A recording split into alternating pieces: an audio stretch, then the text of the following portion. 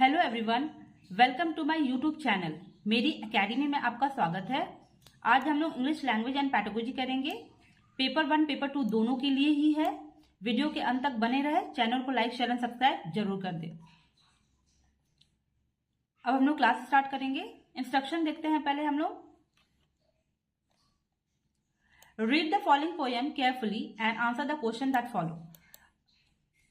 हम लोग जब लैंग्वेज 1 या लैंग्वेज 2 लेते हैं तो हमें पता है कि हमें कुछ अनसीन पैसेज मिलता है। सीटेट में, जेटेट में या फिर यूपी टेट में, कोई भी टेट करते हैं तो हमें एक अनसीन पैसेज मिलता है, पोएम मिलता है, जिसे हमें पढ़ना होता है, हमें समझना होता है और हमें सॉल्व करना होता है। तो यहाँ पर भी एक पोएम दिया गया है, उस पोएम को हम लोग पढ़ेंगे और समझेंगे और उसी से कुछ क्वेश्चन है जिसको हम लोग प्रैक्टिस करेंगे। पोएम में बोला गया है, I lay in sorrow in deep distress, my grief a proud man hurt. यहाँ पे बताया गया है, जो आई है, आई यहाँ पे पोएट के बारे में बताया गया है, जो अपने बारे में बता रहा है। आई ले इन सॉरो, यहाँ पे बताया जा रहा है उसे चोट लगी है और वो बहुत ही दुखी है। इन डीप डिस्ट्रेस, बहुत ही गहराई से तनाव में बैठा हुआ है वो। माई ग्रीफ, माई ग्रीफ मतलब होता है मेरा दुख। अ प्राउड मैन हर्ट, एक प्राउड मैन है, एक प्राउड मैन मतलब एक रिच मैन, बहुत ही अच्छा खासा, उसने उसका जो दुख है वो सुना। ही लुक्स व कोल्ड, ही लुक्स व कोल्ड मतलब वो काफी अच्छा दिखता था। ही गेव मी अ गोल्ड। ना गोल्ड का मतलब यहाँ पे सोना चांदी नहीं है, गोल्ड का मतलब पैसा। तो उसने जो रिच मैन था, जो बहुत ही प्राउड मैन था, उसने उसे क्या दिया, कुछ पैसे दिए। But not a kind word, लेकिन उससे कोई अच्छा से बात नहीं किया, सिर्फ उसे पैसे दिए। नाउ फ्रेंड्स, यहाँ पे बताया जा रहा है पहले स्टैंडर्ड में कि जो पोएट है उसे चोट लगी है और वो कहीं पे बैठा हुआ है, बहुत ही तनाव में, बहुत ही डिस्ट्रेस में, बहुत ही लोनली। और उसका जो दुख है एक रिच मैन सुनता है और वो बहुत ही अच्छा दिखता था। ही गेव मी गोल्ड, और उसने जो प्राउड मैन था, जो रिच मैन था, उसने उस पोएट को क्या दिया, कुछ पैसे दिए, बट उससे अच्छा से बात नहीं किया, सिर्फ पैसे दिए बस। उसके बाद सेकंड स्टैंडर्ड में बताया जा रहा है, my sorrow passed and I paid him back the gold he gave me. Now यहाँ पे बताया जा रहा है, जो पोएट है वो कह रहा है जैसे कि उसका सॉरो मतलब उसका दुख जब जैसे पास्ट हो गया, खत्म हो गया, तो उसने उसे जो उसने उसके लिए पैसे दिए थे उसने उसे पे बैक कर दिए। Then stood erect and spoke my thanks and blessed his charity. वो उसके सामने, जो पोएट है वो उसके सामने, जो रिच मैन है उसके सामने वो खड़ा होता है और उसे धन्यवाद देता है और उसको बहुत सारा आशीर्वाद देता है कि उसने उसे कुछ पैसे दिए थे। थर्ड स्टैंडर्ड में देखेंगे, I lay in want and grief and pain. फिर से एक बार उसे चोट लगी है, इस बार वो जब बहुत पेन में है, बहुत दुख में है। अ पुअर मैन पास माई वे। इस टाइम सेकंड टाइम कौन पास हो रहा है, यहाँ पे एक पुअर मैन, बहुत ही गरीब सा इंसान उसके सामने से पास हो रहा है। He bound my head, he gave me bread. जो पुअर मैन था उसने क्या किया, बाउंड मतलब उसके जो सर पे चोट लगा था उसने पट्टी किया और उसे कुछ खाने को ब्रेड भी दिया, मतलब रोटी भी दी। He washed me day and night, और उसने उसकी देख रेख की night and day. Last standard में देखेंगे, लास्ट स्टैंडर्ड है, how shall I pay him back again for all he did to me. Now यहाँ पे पोएट बता रहा है कि जो भी वो पुअर मैन ने मेरे लिए किया, मैं उसको पे बैक कैसे करूं, क्योंकि जब उसे पैसे मिल गए थे तो उसने उसे वापसी कर दिया था, लेकिन जो पुअर मैन ने उसकी देख रेख की तो वो उसको वापसी कैसे पे बैक करेगा। O gold is great but greater far is heavenly sympathy. यहाँ पे बताया जा रहा है कि पैसा तो बहुत महान होता ही है, लेकिन उससे भी ज्यादा महान क्या होता है, किसी का मदद करना, किसी को सिंपैथी देना। अब हम लोग क्वेश्चन की ओर चलते हैं। पहला क्वेश्चन है हमारा, how did the proud man help the poet when he was in deep distress. जो पुअर मैन, जो प्राउड मैन था, उसने पोएट को किस तरीका से मदद किया था जब वो बहुत ही तनाव में, डीप डिस्ट्रेस में थे। तो he gave him jewels, he took him home, he gave some money, he pitied the poet. तो यहाँ पे राइट आंसर है ही गेव सम मनी, उसने उसे गोल्ड दिया। तो गोल्ड मतलब यहाँ पे पैसे के बारे में बताया जा रहा है। नेक्स्ट क्वेश्चन है हमारा, what was it he did not give the poet.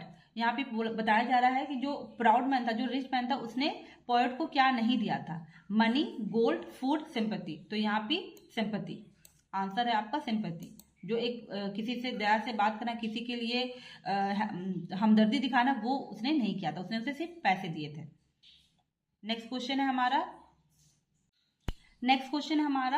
Which of the following statement is not true. इनमें से कौन सा स्टेटमेंट ट्रू नहीं है।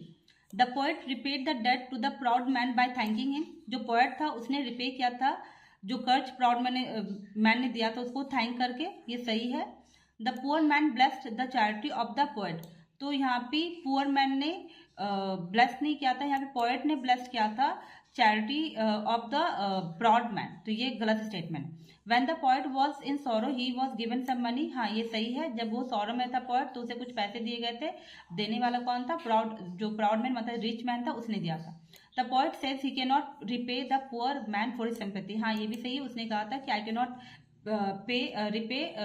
Repay the poor man for his sympathy, तो उसने कहा था मैं उसकी जो हमदर्दी उसने दिखाई थी मुझे, मैं ये वापसी नहीं कर पाऊंगा, तो ये सही है। यहाँ पे चलते हैं नेक्स्ट क्वेश्चन पे। Here he watched me night and day means, यहाँ पर he watched me night and day का मतलब क्या होता है? Spending nights with the sick man, जो है किसी सिक मैन के साथ पूरा नाइट स्पेंड करना। Take care of the sick man till he was okay, तो 2 का आंसर सही है यहाँ पे।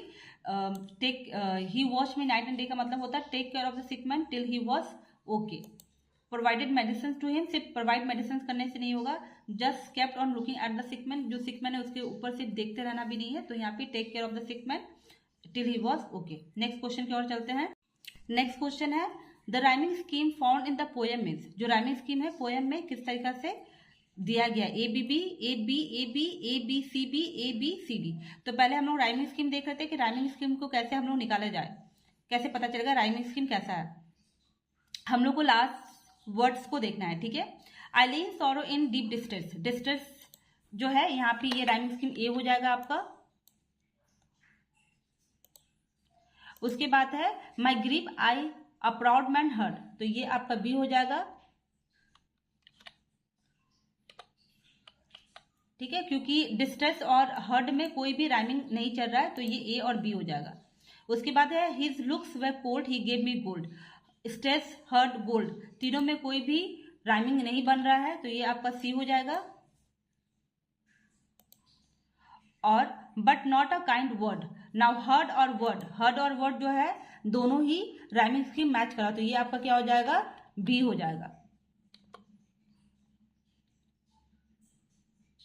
ये आपका क्या हो जाएगा? बी हो जाएगा।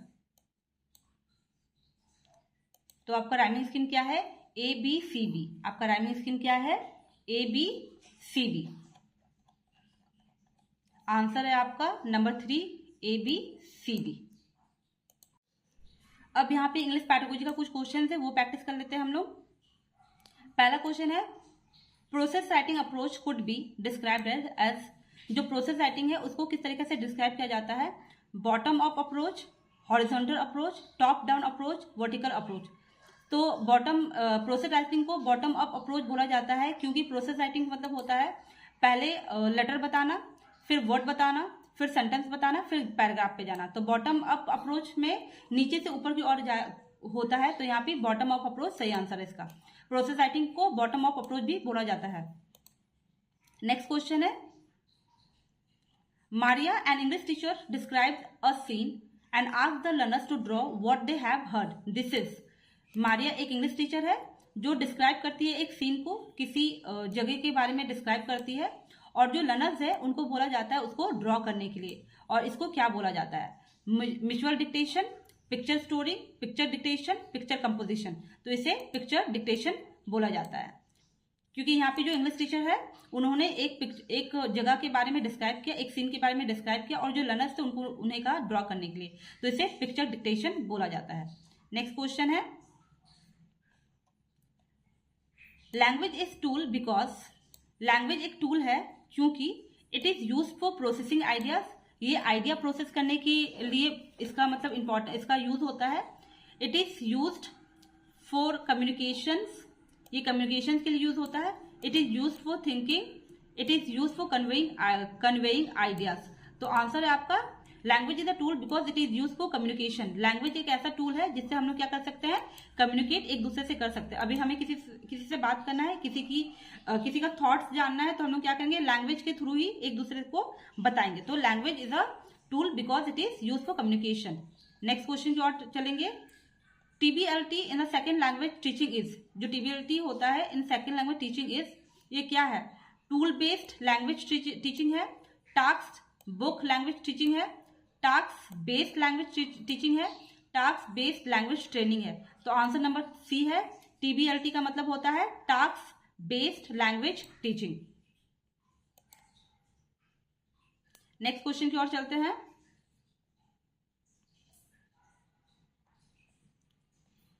The most important aspect of an effective language classroom is to provide learners with an opportunity to. यहाँ पे एक क्लासरूम है और एक क्लासरूम में बहुत महत्वपूर्ण पहलू क्या होता है जो इफेक्टिव क्लासरूम को बनाते हैं, क्या प्रोवाइड होना चाहिए लर्नर्स को, कौन सी अपॉर्चुनिटी देना चाहिए। Interact, interfere, problem, imitation. तो यहाँ पे हम लोग को लर्नर्स को क्या देना चाहिए, इंटरैक्ट करने देना चाहिए। जब तक लर्नर्स इंटरैक्ट नहीं करेंगे टीचर्स के साथ, जब तक वो लोग क्वेश्चन नहीं पूछेंगे, उनको समझ में नहीं आएगा। तो अगर आपको एक इफेक्टिव क्लासरूम चाहिए होता है, एक इफेक्टिव लैंग्वेज क्लासरूम चाहिए होता है, तो आपको प्रोवाइड करना होगा जो अपॉर्चुनिटीज होते हैं लर्नर्स को, कि एक दूसरे के साथ वो लोग क्या कर सके, इंटरैक्ट कर सके, अपने बातों को, अपने थॉट्स को, अपने आइडियाज को एक दूसरे के साथ शेयर कर सके। तो इसका राइट आंसर है इंटरैक्ट। नेक्स्ट क्वेश्चन है,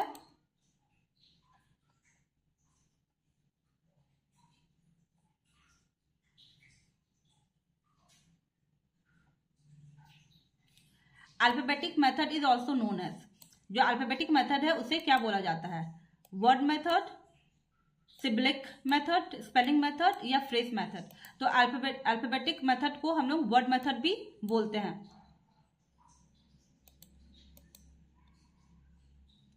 नेक्स्ट क्वेश्चन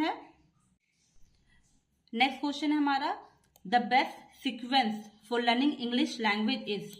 जो बेस्ट सीक्वेंस होते हैं इंग्लिश लैंग्वेज को सीखने के लिए वो कौन सा है, listening, speaking, reading, writing, speaking, listening, reading, writing, listening, speaking, writing, reading, none of the above. तो इसका राइट आंसर है listening, speaking, reading and writing. पहले हम लोग सुनते हैं, फिर बोलते हैं, फिर पढ़ते हैं, फिर लिखते हैं। नेक्स्ट क्वेश्चन है हमारा, a language has to be. Language को क्या होना चाहिए, phonetically correct, grammatically correct, alphabetically correct और सिस्टमैटिकली करेक्ट। तो लैंग्वेज को हमेशा ग्रामेटिकली करेक्ट होना चाहिए। जब हम लोग लैंग्वेज की बात करते हैं तो ग्रामेटिकली होना चाहिए वो सही। नेक्स्ट लास्ट क्वेश्चन हमारा, a teacher asks the learners to think of ideas quickly about the topic save water and also ask them note down the ideas before writing the article on save water she is focusing on। now यहाँ पे एक teacher के बारे में बात किया जा रहा है जो अपने लर्नर्स को बोलते हैं कि जो आइडियाज है, उन्होंने एक टॉपिक दिया सेव वाटर और उसने बोला है कि जो आइडियाज है उसे लिखने के लिए, आर्टिकल्स के पहले वो आइडियाज को लिखने के लिए, तो वो किस पे फोकस कर रही है, फ्रेज में, ब्रेनस्टॉर्मिंग में, असेसमेंट में, चेकलिस्ट में। जब हम लोग किसी को कोई वर्क देते हैं और जहाँ पे हम लोग को क्रिटिकल थिंकिंग का प्रयोग होता है यहाँ पे, ठीक है, तो उसे सोचना पड़ेगा कि सेव वाटर करने के लिए क्या क्या चीजों की जरूरत होती है। तो यहाँ पे वो क्या कर रहे हैं, ब्रेनस्टॉर्मिंग कर रहे हैं। वीडियो को लाइक, शेयर एंड सब्सक्राइब जरूर कर दीजिएगा। थैंक यू, मिलते हैं नेक्स्ट वीडियो के साथ।